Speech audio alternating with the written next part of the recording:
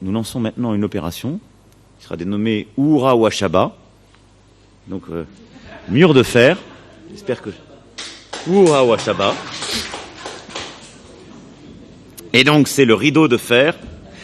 Mais donc, sur la base du plan qui a été préparé par nos forces armées, nos forces de sécurité intérieure, l'objectif, c'est véritablement là de beaucoup mieux prévenir les flux, de stopper les barges qui arrivent depuis la Tanzanie et autres, de beaucoup mieux prévenir l'ensemble des flux migratoires qui viennent plus largement des Comores, et d'arriver véritablement aux 35 000 retours, ce qui est notre objectif, avec plusieurs dispositifs. Je ne vais pas ici être exhaustif, et le préfet aura, avec les ministres, l'occasion d'y revenir, mais des nouveaux dispositifs de radar et des intercepteurs, avec la création d'une zone d'attente réservée aux étrangers en situation régulière, le renforcement de la coordination des services de renseignement dans la zone, un état-major opérationnel de lutte, une coopération régionale de sécurité qui sera renforcée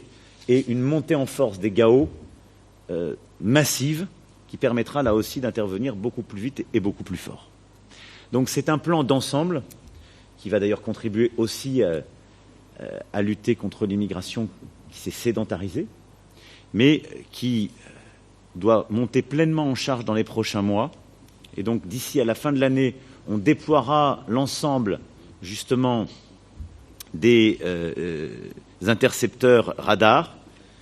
Le ministre d'État, avec son collègue de l'Intérieur, aura piloté aussi le recrutement et les déploiements humains pour que d'ici à la fin de l'année, ce plan Uhura Ouachaba soit pleinement mis en place et qu'il puisse avoir tous ses effets à horizon début 2026.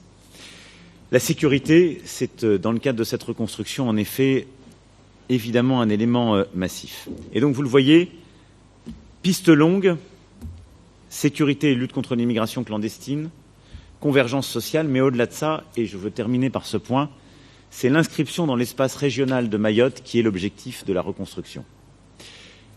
Monsieur le Président l'évoquait, nous aurons l'occasion d'aller ensemble dans plusieurs déplacements et de Madagascar à Maurice de pouvoir justement renforcer cette coopération. Je serais heureux à Maurice de pouvoir assister à la tenue de la commission mixte franco-mauricienne. Beaucoup d'investisseurs sont là, qui veulent justement là aussi développer les investissements communs. Nous aurons à la COI l'occasion de renforcer les choses et je vais plaider un discours très simple. La France tout entière a vocation à avoir sa place dans la COI.